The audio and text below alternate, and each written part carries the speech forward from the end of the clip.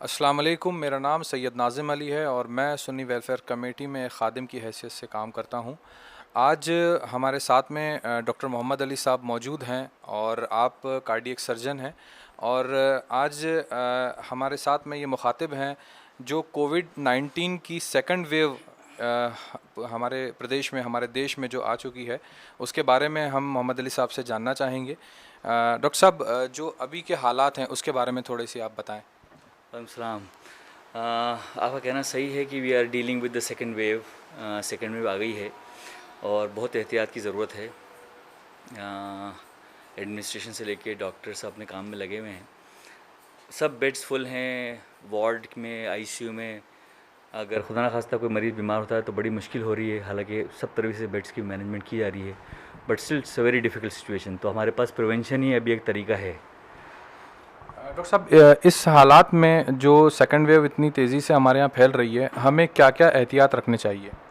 वही जो पहली बार में बताए गए थे हमें कि मास्क लगाना बहुत ज़रूरी है, सोशल डिस्टेंसिंग और हाथ को बार बार धोना। और अभी हमारे पास अल्लाह का शुक्र है कि वैक्सीन की नेमत आ गई है, तो हमको वैक्सीन का इस्तेमाल करना चाहिए। एंड गवर्नमेंट, अपना local administration, doctors, everybody insisting कि वैक्सीन लगनी चाहिए और ये बहुत ज़रूरी है। डॉक्टर साहब, वैक्सीन के बारे में अगर थोड़ी सी आप जानकारी देंगे कि वैक्सीन से कैसे लगाया जाए, उससे क्या हो सकता है, उससे कैसे बचाव हो सकता है? वैक्सीन अभी तो हमारे यहाँ दो हैं, कोवैक्सीन और कोविशील्ड, दोनों अच्छी वैक्सीन हैं माशाल्लाह। और वैक्सीन एक तो नेचुरल इम्यूनिटी होती है, आदमी के अंदर एक ताकत रहती है इन्फेक्शन से बचने की, और एक स्पेसिफिक इम्यूनिटी होती है। तो वैक्सीन स्पेसिफिक इम्यूनिटी डेवलप करता है इस बीमारी के लिए, तो वो हमारे लिए ज़रूरी है। बिकॉज आप कितने भी अच्छे हो, अगर आपके लिए आपके स्पेसिफिक इम्यूनिटी नहीं है तो कभी ना कभी कोविड का ख़तरा ज़रूर रहेगा आपको होने का। तो वो स्पेसिफिक इम्यूनिटी भी हमको वैक्सीन से मिलती है। दूसरी अच्छी बात यह है कि ये एक मिथ है कि कोरोना की वैक्सीन लगाने के बाद हमको कोरोना हो जाएगा। तो कोरोना वैक्सीन में जो चीज़ें इस्तेमाल हो रही हैं उससे कोरोना कभी नहीं हो सकता है। वो डेड वायरसेस हैं या वायरस के पार्ट्स हैं, तो उससे कभी भी कोरोना नहीं हो सकता है। और इवन आप RT-PCR पॉजिटिव भी नहीं आओगे उसके बाद, सिर्फ एंटीबॉडीज़ डेवलप होती हैं जो बहुत ज़रूरी हैं। और मेरे हिसाब से वैक्सीनेशन बहुत इंपॉर्टेंट है, one of the most important tools that we have today. Doctor साहब, जैसे वैक्सीन का गवर्नमेंट भी बहुत इस बात के लिए फ़िक्रमंद है और वो लोग भी ड्राइव के लिए बहुत इंसिस्ट कर रहे हैं, लेकिन ये हमें थोड़ा सा जानना है कि किन लोगों को वैक्सीन लगाना है, किन्हें नहीं लगाई जा सकती, ये इस बारे में अगर आप बताएं। वैक्सीन तो कोई कॉन्ट्रा इंडिकेशन नहीं है वैक्सीन का। जैसे बच्चों में वैक्सीन लगती है वैसे ही सबको लगनी चाहिए वैक्सीन, बट क्योंकि हमारे पास रिसोर्सेज लिमिटेड हैं तो अभी गवर्नमेंट की तरफ से ऑर्डर है कि 45 के ऊपर वालों को लगाई जाए और हर आदमी को लगानी चाहिए अनटिल अनलेस आपका डॉक्टर मना करता है आपको।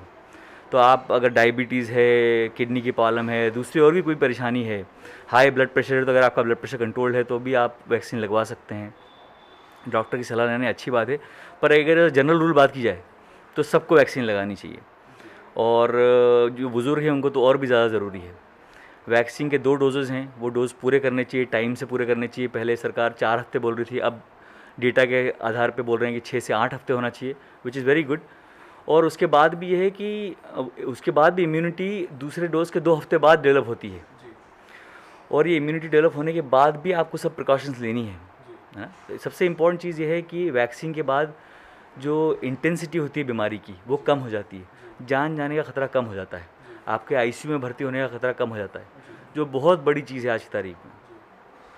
डॉक्टर साहब, ऐसा हमने भी पढ़ा है कि प्रेग्नेंट फीमेल्स जो हैं उन्हें वैक्सीन प्रेगनेंसी और लैक्टेशन में रिकमेंड नहीं करी है अभी, और बच्चों को जो 18 साल से कम है उनको रिकमेंड नहीं करी है, विच इज़ वेरी लॉजिकल।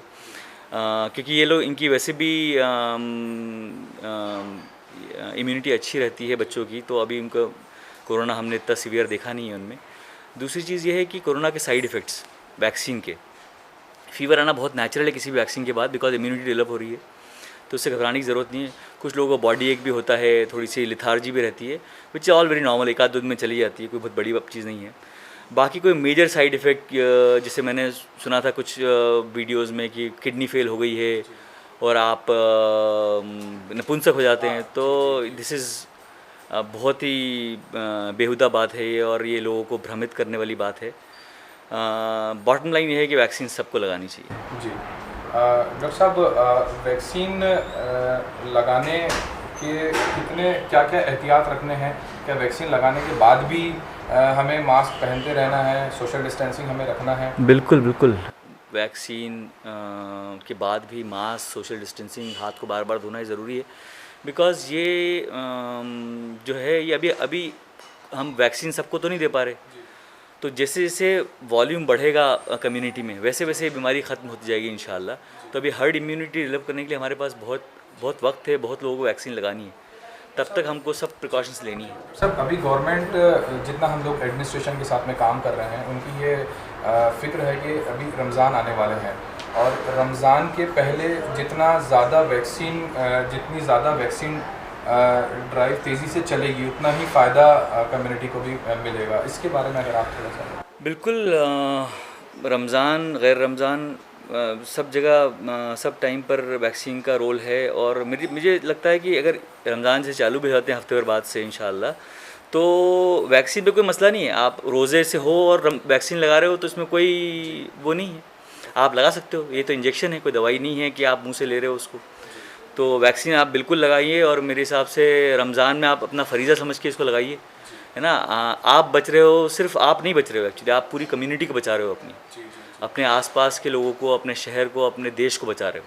तो अगर आप ये फ़रीज़ा समझ के करते हो तो इंशाल्लाह अल्लाह उसका अजर भी देगा। सब जिन लोगों को कोरोना हुआ है, जो पॉजिटिव आए हैं, क्या वो लोग भी वैक्सीन लगाएंगे? बिल्कुल, उनको भी वैक्सीन लगाना चाहिए, है ना। और ये रिकमेंड करते हैं कि बिकॉज़ कोरोना फिर से हो सकता है, तो वैक्सीन प्रोवाइड्स ब्रॉडर इम्यूनिटी। तो आपको कोरोना हो गया है, उसके बाद भी आप अपने जिस डॉक्टर ने आपको ट्रीट किया है उसकी सलाह के बाद कितने दिन आप वैक्सीन लगा सकते हो, वो पूछ कर वैक्सीन ज़रूर लगवाना चाहिए। सर, अभी जो कि गवर्नमेंट के तरफ से भी रेस्ट्रिक्ट किया गया है सारे धार्मिक स्थलों को भी, तो इसके बारे में अगर आप भी लोगों तक कोई मैसेज देना चाहें कि अभी हम लोगों को कितना एहतियात रखना है इस मामले में। मैं बस यही दरख्वास्त करूँगा कि अगर एडमिनिस्ट्रेशन की तरफ से रिस्ट्रिक्शन है तो उसको फॉलो किया जाना चाहिए। अगर मस्जिद में कम लोगों की इजाज़त है तो उसी का ध्यान रखना चाहिए। ये मस्जिद कमिटीज़ की ज़िम्मेदारी है कि वो ध्यान रखें कि कम से कम लोग इकट्ठा हों। रमज़ान आ रहे हैं और हमारे यहाँ दीन में आपको मालूम है कि इन्नमल आमालु बिन्नियात। अगर आपकी नीयत है कि आप नमाज़ पढ़ना चाह रहे थे जमात से पढ़ना और अलाउड नहीं किया आपको, तो अल्लाह देख रहा है। तो आप घर पे भी इबादत करोगे तो आपको उतना ही सवाब मिलेगा इंशाल्लाह। पर अभी जान का मसला है तो हमको पूरी एहतियात करना चाहिए और एडमिनिस्ट्रेशन से कोऑपरेशन करना चाहिए। डॉक्टर साहब का शुक्रिया अदा करता हूं कि उन्होंने अपना इतना कीमती वक्त इस नेक मकसद के लिए दिया। और हम SWC की तरफ से सभी से ये आग्रह करते हैं, सभी से ये रिक्वेस्ट करते हैं कि वो लोग वैक्सीन लगवाएं, जो 45 के ऊपर हैं वो लोग वैक्सीन लगवाएं। और साथ ही ये अपील सभी हमारे डॉक्टर्स, एडमिनिस्ट्रेशन, दीनी रहनुमाओं की तरफ से है कि ज़्यादा से ज़्यादा वैक्सीन लगाएं ताकि हम ये सेकंड वेव को मात दे सकें और हम स्वस्थ रह सकें। ये मैं नाज़िम अली सुन्नी वेलफेयर कमेटी से आपके साथ था और मेरे साथ डॉक्टर मोहम्मद अली साहब कार्डियक सर्जन रहे। Thank you so much.